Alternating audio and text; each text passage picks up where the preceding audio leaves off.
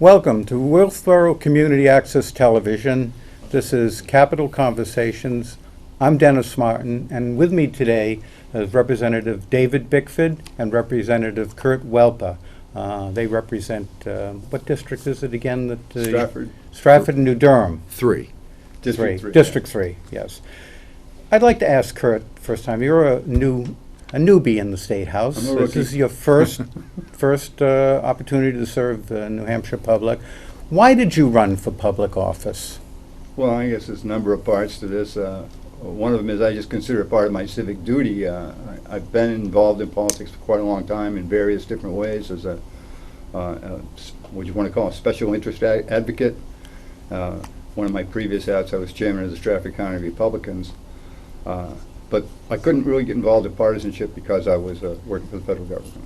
So when I retired, I guess I want to say I followed in my mother's footsteps. When she retired, she went into the House, served a couple terms. Really? Yeah. And so it just seemed like the right thing to do because I have the interest, the time, and the desire to, I want to say, retain the New Hampshire advantage is a slogan that we use a lot. Right. Having lived in New Hampshire pretty much all my born days, I think I know how to do that.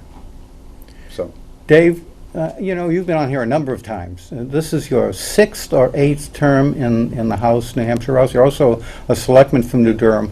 Why did you? Yeah, 8th term. 8th term. Why did you run for public office?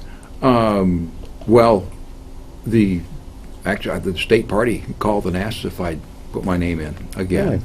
Really? And I've done it for a number of years. I do consider every once in a while not running. But I did sign up this year. I thought it would be exciting. I knew it was going to be a large Republican landslide, I felt, and that was correct. I often in with the other party when the other parties had majority. So it's been very interesting to when there's a shift. And so this time we've had the shift, and it's kind of fun. Well, we're seeing a lot of shifts, aren't we? Wasn't the last term was overwhelmingly Democratic? They took the majority, and then Yeah. Republicans took it back again. That's what I mean. You Yeah. see Yeah. the shift. But I've been involved in government for many years, and find it very interesting and exciting. It is. It is. Now, the state budget, and I believe this is the first time since 2003 that there's been an impasse in the state budget. We were just discussing off camera last time was when Benson was governor, and it took a while to straighten that out.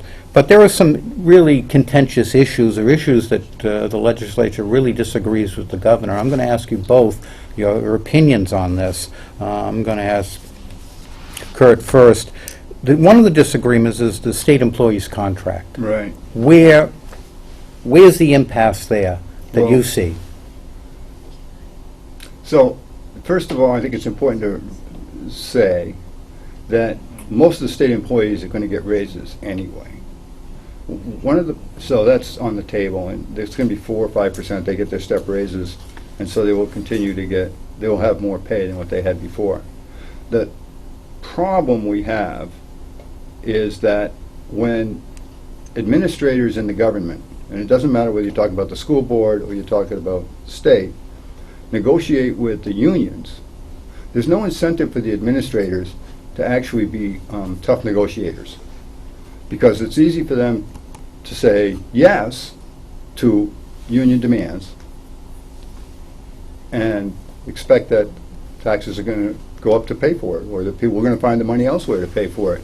When I went to the public hearings about the new negotiations for the school contract in Stratford, the residents were standing up and saying, wait a minute, my husband hasn't had a raise in 7 years, right? We can't continue to give raises above and beyond what the private sector gets to public sector employees. That just is a recipe for failure.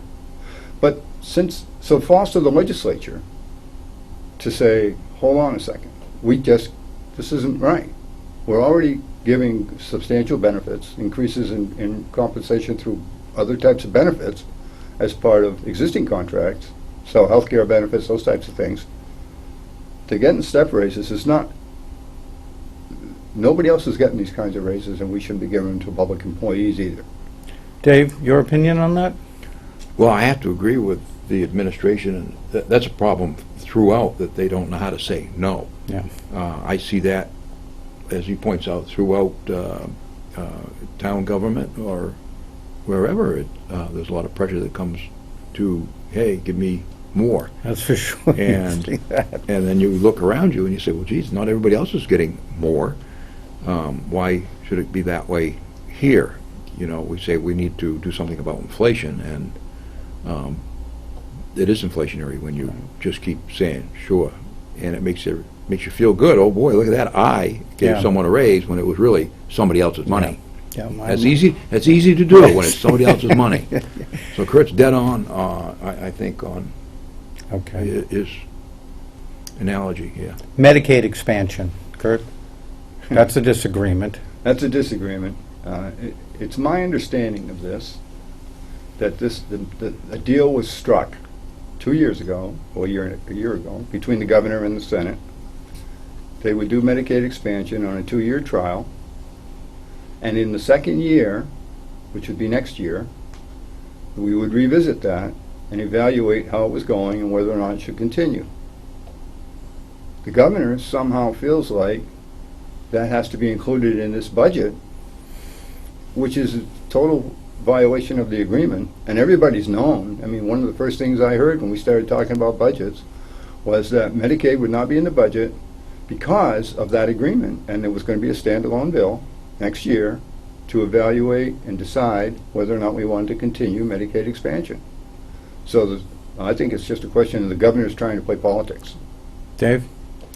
I think he's right on that, Yeah. on the politics part of it, because that is the way I understand it going. Now, I was favorable to expanding the Medicaid, and I'm still favorable to try and do something there. I just talked to a fellow working for the New Hampshire Hospital Association yesterday. He called me and said that they want to work on this some more, and they want to set up a discussion with Frisbee Memorial Hospital with state representatives. Have you been called yet? Not yet. Okay. So that we can see what we can work out. But we do need to see the numbers. How much is the federal government going to pay towards this in the future? And we need the data as to whether it is a feasible thing. I felt it was worthy to give it a shot. And Jeb Bradley here in Wolfboro, That's right. we happen to be in Wolfboro right Yeah. now, was a big sponsor of, Yes, he was. of that. And he actually took another bill, if I remember correctly, and fixed it up. So it was not Obamacare, it was Right. an expansion of Medicaid, though, for very poor people. And I remember a single person would be around $15,000 of income, and so that they would get help paying for their health care. As it is now, those people generally end up in an emergency room, That's and right. we end up paying for it anyway. Exactly right. Keno and cigarette tax. Now, the mantra have always been the Republicans, no taxes, no of any kind. And there's another disagreement here on Keno and cigarette tax. Your interpretation first, Kurt? Okay, well, so we'll take the easiest maybe one first for me, and that's Keno. I don't believe that we should be looking to gambling to give us income. I've lived in the state, and every step we've taken down the road of gambling, I can remember when it was dog tracks were going to be the savior of the state, and now it was going to be the lottery was the savior of the state. We did that. We created state lotteries. Woo! None of that has fixed any of the issues for which they said this would be the panacea. Right. So I just don't think, and I think gambling undermines the foundations of our society by encouraging people to think they can just win something, as opposed to actually going out and working for it. So that's why I'm opposed to Keno. As far as cigarette taxes are concerned, there's something to be said for sin taxes. Yeah. We've lived on them for a long time, but there's a limit to that too. Yeah. And for that, for me, this is a tax on the poor. Yeah. It's not the rich people who are smoking. Yeah. It's poor people who are smoking, right? So that's what I said. If you want to tax the poor, that's the way of doing it. And I don't want to do that, so I'm opposing that as well. The same as gambling, too. It's really, it impacts the poor a lot more than it impacts. Well, it makes a lot of People people means- poor, so yeah. that would be part of it. Dave, how did you vote on that? And I mean, what's your I don't take remember on how I it? voted on Keno. All right. I'm not- Oh, no. I It passed. I can't say as I mean, my philosophy is, I'm not a gambler, you know, I can Right. walk through 1,000 slot machines and not put a dime in, you know, Right. I expect something to come out the other end if I put my money in it, every time, Yes. not once in a great while. So I'm not big on these gambling corporations, the mega things, like Millennium is the one that comes Yeah. to mind that wanted to do the casino thing. And I'm not dead against gambling. I do agree with what Kurt says. It's the idea that you're going to get an early retirement out of it is what the enhances or gets people to drop their money into those machines. But I also say on the other side, well, you know what? They're adults. It's their money. How much am I going to control them? Yep, it's How much do I want? discretionary income that people, and New Hampshire, for all intents and purposes, doesn't look like we're ever going to have a broad-based tax, so gambling would be a way to generate tax income for the state, and Lord knows we could use it in certain areas, and I've got some questions later on about. Well, the problem with the bills that have come forward so far have been that they're designed to take care of one corporation. Yeah. Okay, they get the inside deal. I mean, they pay for it. It's true, but they become the only supplier of that service. And that's a real problem in itself, right? I mean, the state can get addicted, just like people get addicted. And we see this in Maine, Yeah. right? They made the deals with the casinos, that they would put in these casinos, they would have a limited number of slot machines, they would have whatever they had. They did that, I think it was 2 years after they built the one in Bangor. They're back saying, well, we need thousands more machines. Hmm. The state says, no, we have a deal. The casino operator says, okay, fine, we'll close the doors. The state says, oh, we can't Yeah, afford right. to lose the money, right? Yeah. And Yeah. I don't want to see us beholden It's a to good any point. industry, It's a good point. and especially not the gambling industry. Yeah, that's a good point. The open carry law, or the concealed law permit, how did you guys vote on that? I mean, New Hampshire is really a strident Second Amendment state, and the governor had already threatened to veto it. I don't know if she's vetoed it already. I think she did, I'm not sure. She did. It was close. But how did you guys, Dave, how did you vote on the open carry law? Well, not only did I vote in favor of it, but I sponsored a bill for that this That's year. right, you did, But then yeah, I went yeah. and retracted it because people that are very big on Second Amendment rights had already got someone else to sponsor it. And so they went that way. And then I get Jeff Bradley here in Wolfboro did one That's from right, the Senate. he did. So we had two bills coming at the same time. So they asked me to drop mine. I did, and then rewrote it so it dealt with the money part of the $10 fee. Yeah. And so now there's not going to be a slush fund at the police department that's supposed to go in general fund, but some police departments got mixed Yeah. up and thought it was maybe their slush fund. And so we've taken care of that. The New Hampshire Municipal Association want to change on that. But anyway, yes, we don't need the extra bureaucracy. Yeah. You know, here I have a jacket on. Yeah. If I have my pistol out like this, it's fine, I can do whatever. But if my jacket falls over it, a concealed weapon, by God, Yeah. he's a criminal now, Kurt, how did you vote on that? without the license. I voted for it, Yeah, and I voted for it on two reasons. One reason is I think it's very important that people be able to concealed carry. We're talking about people who are legally Yeah. authorized to have guns already. right. That they're, because this is a significant way of them getting personal protection in a society that's becoming way more dangerous than the one I grew up in, right? And it doesn't matter whether it's a waitress getting out of work in Manchester or somebody just walking down the street nowadays, right? The dangers that are out there are much more significant, and so Yeah, that's indeed, they that's a are. big part of it. Yeah. The second part of it is it's a permit. It's a license, actually. It's or a license, Yeah. which is equivalent, in my view. The United States is not built on permit-type law. We were built on negative law. It's illegal to do this because that's a bad thing. Now we're going, you have to go to the city, the town, the state, the federal government, and get permission to do things that you're perfectly legally allowed to do anyway. And that's Why do you have to go get permission from the government Yeah, when you're already legal to have a gun? good point. So Well- I don't like the permanent aspect of it, and I want it for people's You think the bill will come up again? Oh, yeah. We may will. override the veto. Really? Good. I'd like to see that, personally. The thing is, as Kurt points out, it's called a license in the statute because you can't you can't call it a permit for those reasons. But we do in New Durham, last year was $750 in permits. That comes to 75 permits. The year before was $1,000, I think, so that was like 100 permits. But you've got now your police departments or your selectmen, because actually in the statute it says selectmen or policemen or designate, that sort of thing, to do this paperwork. And that's a cost. If you're having to, you know, if it tips you over and say, well, I need another police officer, right. or I need another secretary, or I need to go full-time now, there's a local cost here involved, so, that we don't need. No, You know, like Vermont has had this for, and there's a few other states that have gone to it with no change in their crime. Well, there was a national bill introduced in Florida, I think, last year. National? National. It didn't go anywhere, but Oh. for concealed weapons. This is a fascinating thing to talk about, especially in light of the Supreme Court ruling on same-sex marriage. Because what they said is that we have to honor everybody else's, whatever any state does, every other state has to honor that.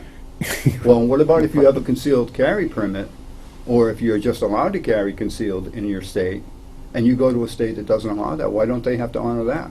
You know, you're right. Another selectman from Alton brought that up to me the other day, that this could change. I mean, there's going to be challenges, but if you're an assessor, if you want to carry a permit, if you're a pharmacist, that your license could be, now you could go to any state. You don't need, there's reciprocity in every single state.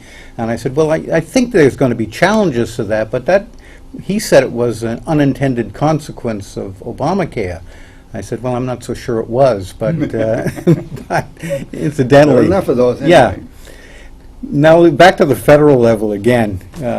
Our rep from District 2, Frank Ginter, has got himself in a bit of a pickle with campaign finance. And I don't think the campaign finance, his action in terms of finance violations wasn't terribly egregious, according to, you know, if you put it in perspective on a national level. He borrowed his parents' money and never reported it. But top Republicans in this state have called for his resignation. Dave, where do you think that's going to go, and how? And is he in big trouble, like the media seems to indicate? He may want to finish out his term. Yeah. You know, it may work out that way. Yeah. I don't know an awful lot about it. We operate on a shoestring here at the Right. state level, particularly, well, the Senate doesn't. They have to raise a lot of funds, but as state representatives, we don't do too much. Yeah. Like I say, we run on a shoestring, don't we, Kurt? Yeah, we sure do.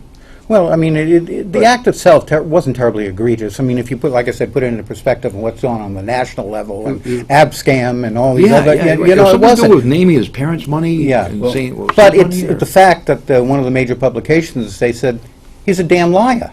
Well- And I think that's where the harm is, Well, that how can you trust him again? Yeah, you can't. In politics, your integrity Well, is everything. yes, absolutely. And I think that's where I am on this. You know, I don't know, maybe Frank really believed at the time that he was doing that was his own money and he had the right to it, and what they were doing wasn't any big deal. And I've talked to other people who had similar type arrangements with trusts, and they say, well, yeah, they put loan on the thing too, for whatever reason, so the other siblings, if the money never got back, would know that he had already gotten his portion of that. But having worked for 34 years for the federal government, and you know this too, Dave, in your different governmental capacities, right? Right. The standard of behavior is to avoid the appearance of problems. Yeah, It appears that Frank has a real problem, yeah. right? And I just don't think that, I don't necessarily think he should resign over it. He got elected, and he can serve out his term. I would advise him sometime around, I don't know, February or March or someplace like that, to come out and say, I'm just not going to run again. Okay. Well, the voters will decide ultimately whether But- they want him. Well, yeah, but see, there's a school of thought. I mean, you may remember when Jim Bradley got elected to the House. Yes. There was a 6-way primary, and he ended up getting the nomination with something like 25% of the vote.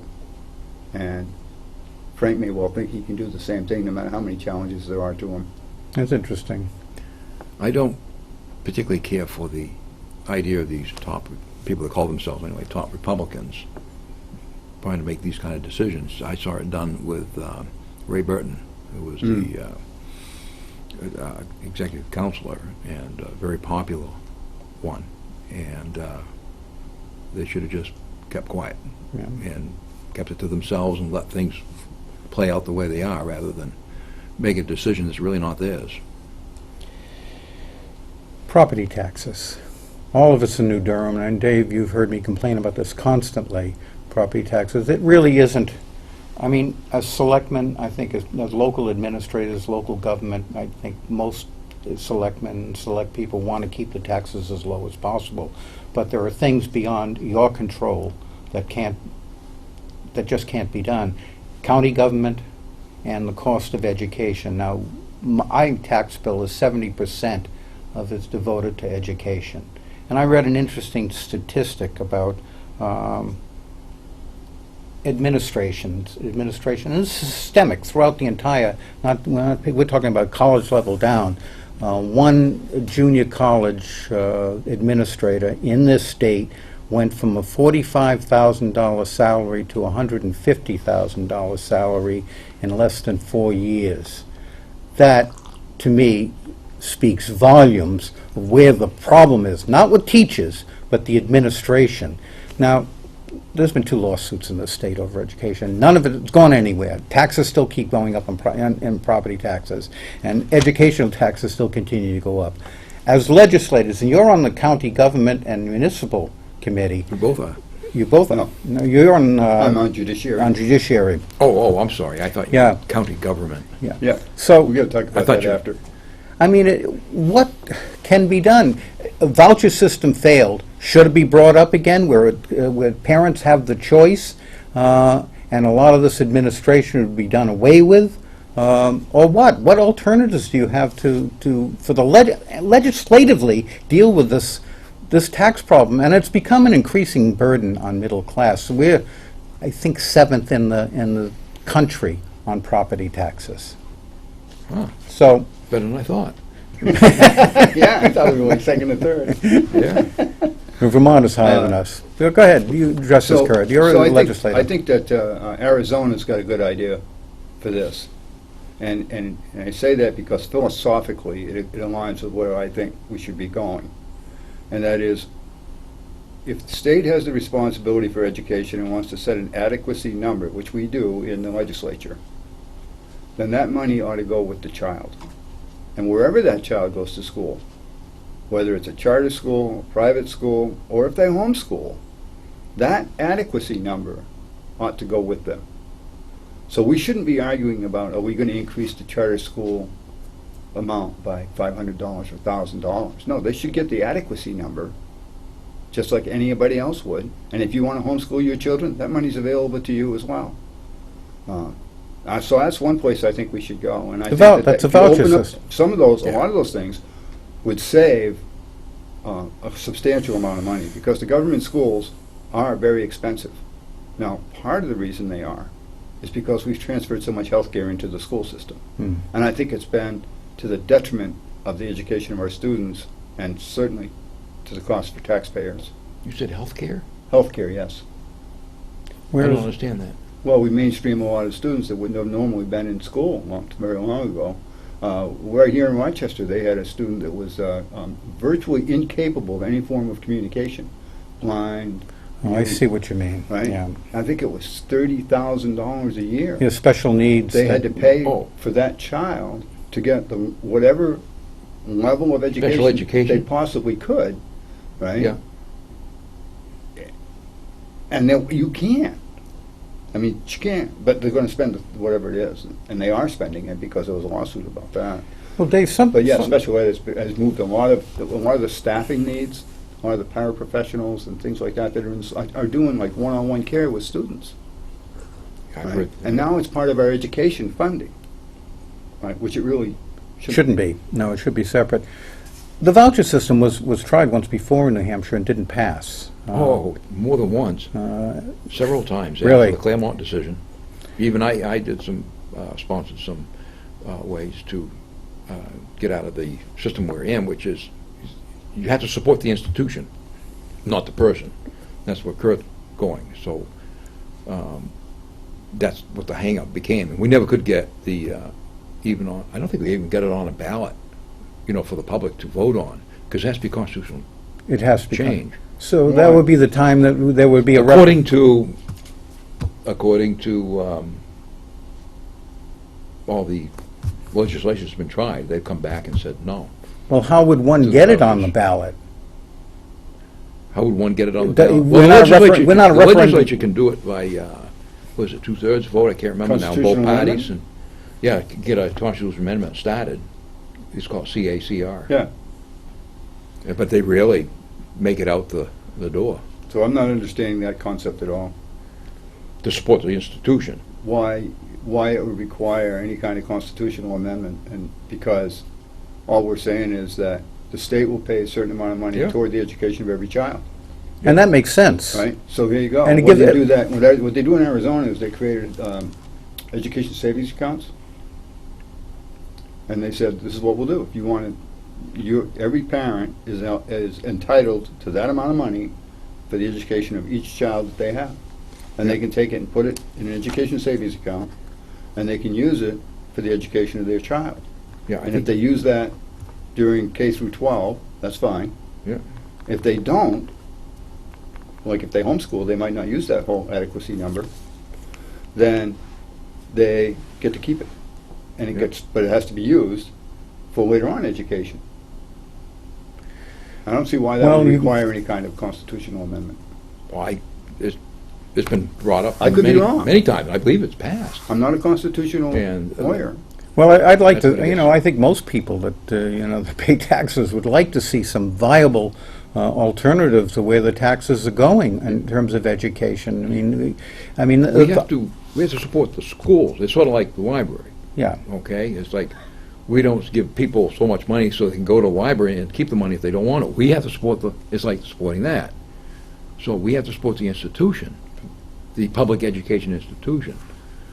But that's And it's that's never entirely been, different. we've never been able to get away from that. This is interesting, because that's entirely different. To me, they're not even comparable. The library, we support that every year by town appropriation. Right. Right here in our town, we say, yes, we want to have a library, and we're going to appropriate this amount of money to Right, have it. right.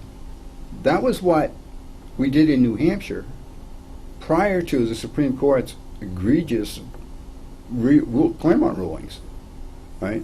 So the town of Freedom didn't have a school library. But they did okay. They did education. They had to put one in after, when the state had to take more control because of Claremont, right? But Well, I think we could return education as it historically had been to the towns and let them do what they want.